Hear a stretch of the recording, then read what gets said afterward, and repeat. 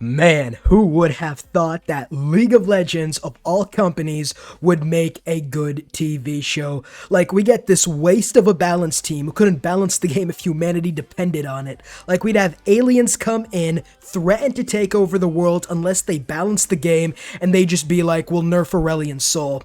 But Arcane, in all honesty, is quite amazingly the most insane animated series we've seen from a company in a long time.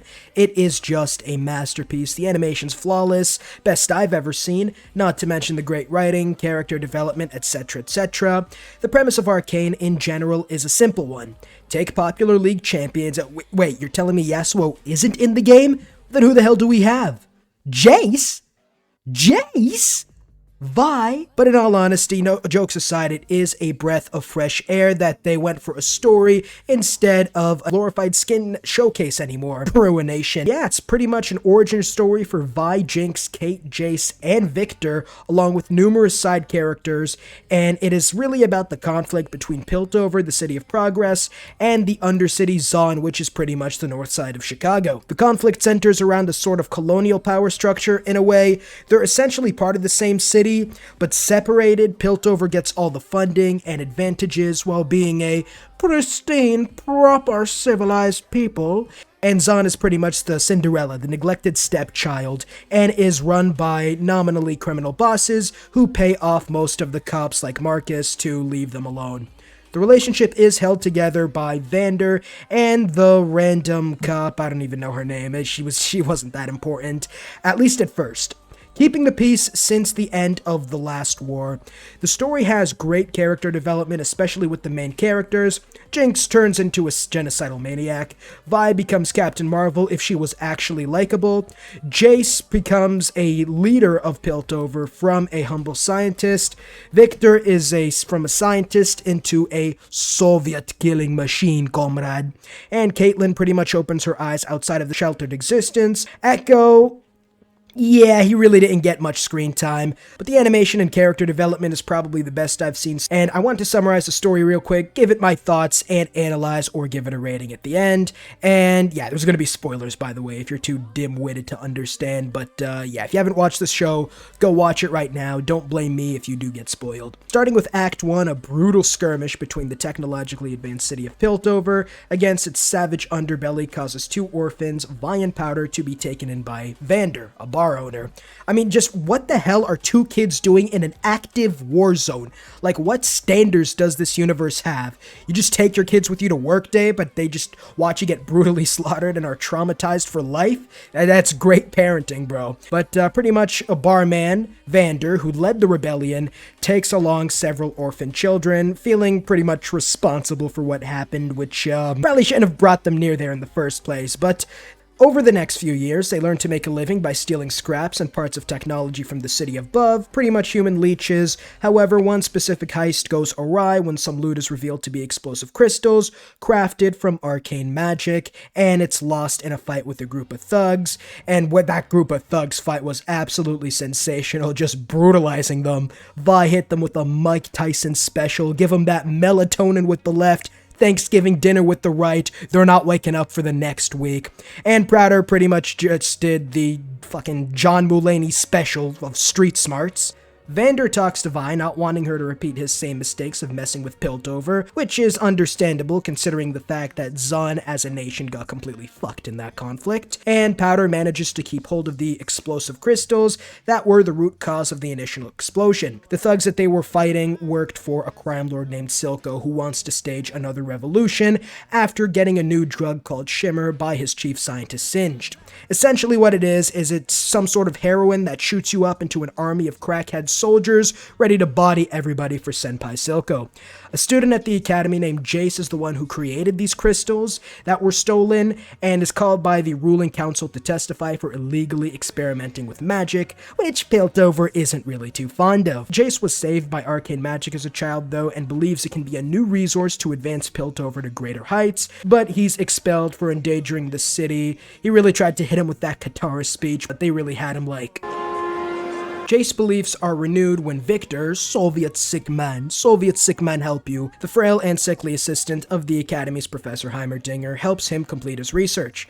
Back in Zon, Vander's pressured by enforcers of Piltover to reveal the culprits, or there would be some sort of conflict, but the Zon citizens want to fight back against the officers who they feel are overreaching.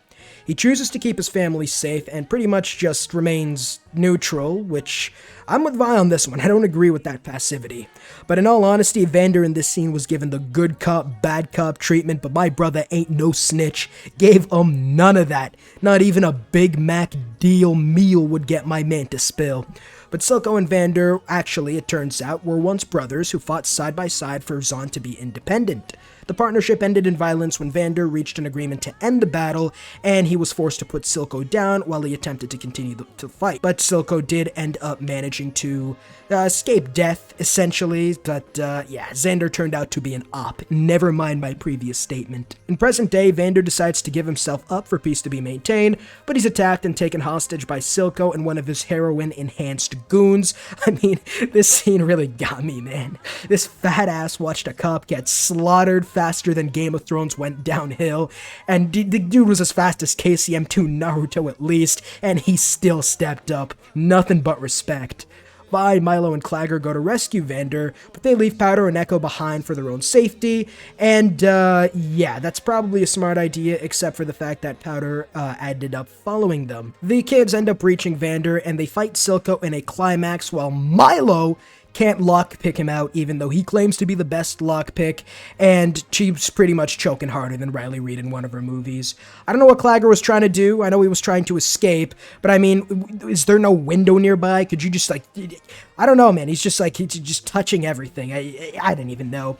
But Captain Marvel comes in and pretty much solo carries the effort, and just when they're about to escape, the group is caught in a massive explosion caused by Powder, who secretly followed them to Silco's headquarters, with one of her bombs finally working. Clago and Milo are killed, and Vander is forced to use Silco's new drug to escape with Vi, but he does ultimately die of his injuries. In her grief, Vi abandons Powder for causing the deaths of her foster family and calls her a Jinx. She eventually realizes her mistakes and attempts to come back, but is captured by an enforcer named Marcus. But Powder was taken by Silco, who was giving off major red flags. Like, this man is the type my parents warned me about when I was a kid. I mean, fuck me. This guy's definitely on the sex offender registry and restricted from every school in the country. Back in the upper city, Jace and Victor managed to perfect their technology and dub it as Hex Tech against the wishes of Heimerdinger. They really left the wisest man in Piltover astonished, giving off the same energy as when you would look your dad in the eyes and think, yeah, I could kick your ass. That's the end of Act 1. In Act 2, a few years since developing Hex Tech, Piltover is prospering ahead and is celebrating its 200th anniversary in Progress Day. While initially hoping to reveal his and Victor's latest technology, Jace decides to put it off after Heimerdinger warned them on the dangers, and he pretty much just remembered Heimerdinger was his daddy. But Powder, by the name of Jinx, due to her tendency to cause mayhem during missions, and helps Silco do elusive illegal activities like smuggle materials, most notably the drug Shimmer. And I know Jinx is kind of a menace. She's kind of bad, though. I could fix her. When a job goes awry thanks to the involvement of an undercity gang known as the Fireflights, Jinx attempts to impress Silco by stealing Jace's Hextech gemstones and setting off several grenades. They kill 6 enforcers in the vicinity. In order to find the culprit, Caitlyn, an inexperienced enforcer and Jace's friend, travels to the prison to speak one of Silco's goons, but instead encounters Vi, and Jace is actually giving a seat on Piltover's ruling council. My man rising up the ranks. Here's hoping power doesn't corrupt his goals. Due to Vi's expertise of Zon and her knowledge of the symbols left behind by Jinx from her explosives, Caitlyn releases her and they go to find Silco. They get to an underground brothel where it just feels like this is the beginning of some sort of sex trafficking ring. Vi encounters an old colleague and learns of her sister being alive in the relationship with Silco, and Marcus from the previous act, who's now a sheriff of the enforcers, is coerced to allow Shimmer to be smuggled in return for his rise up Piltover's military ranks. So my man Marcus is really a sideman. When Jinx refuses to work on the new Hextech gemstones out of the fear of seeing flashbacks, Silco takes her to be reborn in the lakes of Zon, allowing her to accept her identity as Jinx once and for all. This is literally a cult. The man abducted this girl and has taken her to some sort of rebirth ceremony. Nah. Lock this man up. Victor grows drastically ill as he attempts to learn more about the potential of Hextech. After Victor collapses in his labs from illness, he and Jace begin to study a new Hextech ruin he was working on, dubbing it the Hex Core. They discover that it reacts to organic matter and can potentially heal him off his illness. However, Heimerdinger tries to get this Hex Core destroyed, and that leads to Jace rallying the other counselors to really give Heimerdinger an early retirement, if you know what I mean. They just kick him out. But he does pretty much look at him now and says, "Now. Okay, now I could kick your ass, Pops." At the same time, Victor approaches Singed, hoping they work together, and he helps him, just to stay alive, perfecting the Hex Core. Marcus is blackmailed into eliminating Caitlyn and Vi on the threat that his daughter will be harmed. My man Marcus isn't even a part of it, man. He just wants some honest wages with a tad bit of corruption, and now he's forced to work as Pinman Larry to Silco's Dirty Dan. He takes charge, and knowing this conflict will lead to a battle with Zahn, prepares her defenses.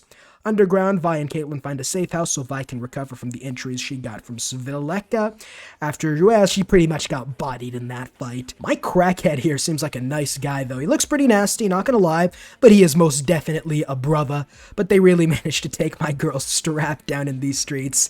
She definitely had a sheltered past. Silco finds them after bribing the locals with Shimmer. Oh my god, my boy's a rat. The pair escape by destroying the safe house. You know what? Honestly, you could probably go to the nearest school zone and you'd be safe from this guy. After which, Vi suddenly spots Jinx using a flare, who Jinx learned from Sevica that Vi was back, and Jinx ended up using the flare to try to find her. After a short Imagine Dragons suspended disbelief arc, the two sisters reunite, although the reunion is short-lived due to Vi's association with Caitlyn, an enforcer, as well as the appearance of the Firelights, who steal the gemstone and kidnap Caitlyn and Vi. I mean, could you blame Jinx? Your girl went and sided with the ops. That's absolutely unforgivable.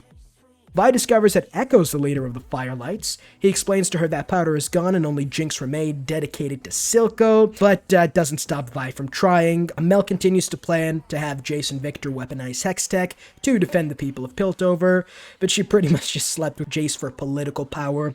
Do be kinda scummy, but not Silco levels, but still pretty bad. He refuses to give up on Jinx and remains in Zon to look for her, but Jinx misunderstands and finally breaks, slaughtering dozens of enforcers, including Marcus, although she did end up in a really cool scene with Echo, suffering severe injuries in a battle when he, Caitlyn, and Vi attempt to bring the crystal back to Piltover.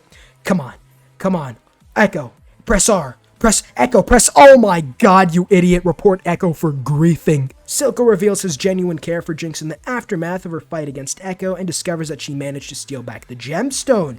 He takes her to Singed to inform him that he can save her, but the process will be demanding. Never mind, Silco can pick his daughter back up for school again. This scene actually really moved me. Mel's mother's now in Piltover to prepare for the brewing war with Zahn.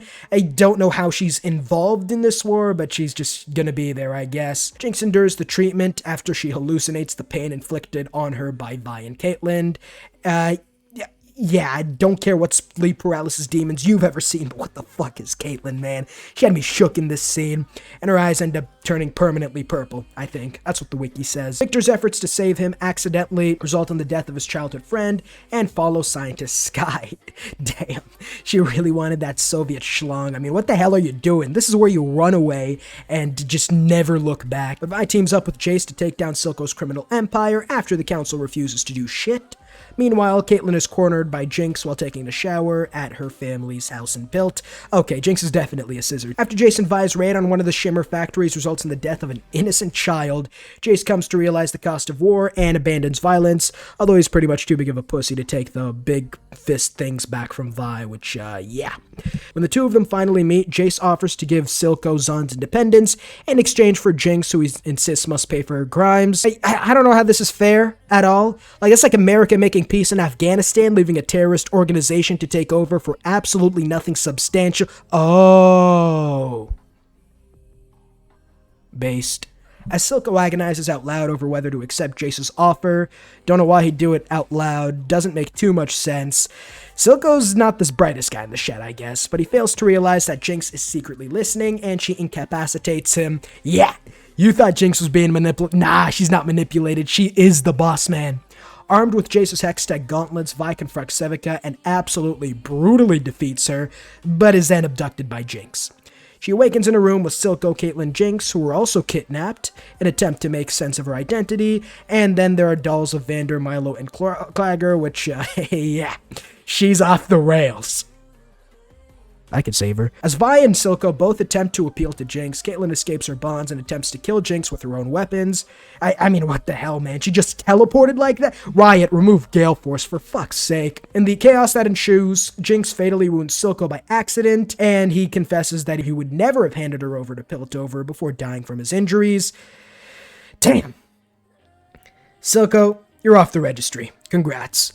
Finally accepting her new identity and acknowledging that she and Vi have diverged from one another, Jinx leaves her behind with Caitlyn. Having successfully weaponized the Arcane Crystal with a rocket launcher, she fires at the Piltover's council chamber as an absolute sniper. I mean, how the hell do you aim that? What? I mean, goddammit, it's GG report Jinx scripting. That's the only thing I could think of. But this came just as the council was about to grant Zahn its independence. You see, Echo, press R, you moron. Pretty much the end. Jinx descends into madness. Mel had her spidey sense tingling at the end, so I don't even know if they died or not, but in all honesty, a satisfying conclusion to Season 1.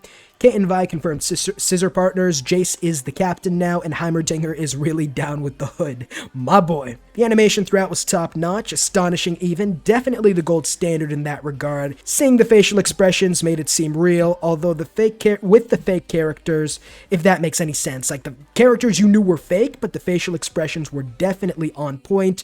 The fight scenes were amazing, but there were too few of them in my opinion, but it was a character-driven story. I know they're fake and they do look like cartoons, but it adds in cartoonish animations with lifelike interactions. It's pretty much what live action is trying to do, but they actually succeed with it. Characters, aside from Echo, who didn't get much time to be honest, and Heimer, who was really just an authority figure meant to advance Chase's arc, a dirty sideman, have amazing character arcs, and not Zuko level yet, but they're definitely top tier. The fact that they can fit all these characters and give them enough screen time is a testament to the writing team. Props to them. 10 out of 10. Another Avatar: The Last Airbender level.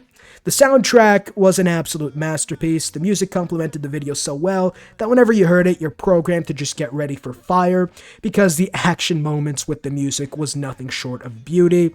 The villain was amazingly written, aside from all the jokes I've been making at his expense. As you can see from my own character art, Silco wasn't a terrible person per se. He had the character motives, and you could really empathize with what he was trying to do, even though you wouldn't really agree with his methods. Couldn't find anything bad. I mean, Mel's mom really wasn't important at all, and Heimerdinger was sidelined too easily. No build-up, just an immediate 3-strike and you're out. That's like, they really kicked him out all in one episode. That's probably one of my only complaints. Minor gripes, really. The only major thing I didn't like is they really killed off a lot of people so unheroically, I guess. Like, it wasn't satisfying at all.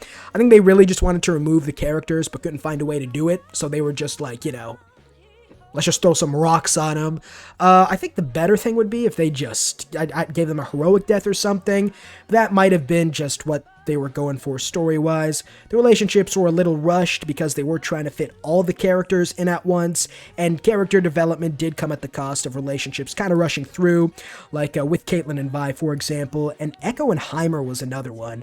Like, you really showed this boss, the former boss of Piltover, your hideout so easily. I mean, come on, man.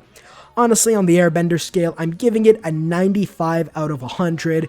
Game of Thrones before Season 7 levels. A damn masterpiece that does little, if anything, wrong. Great characters, and the best animation I've ever seen. Definitely a must-watch for everyone.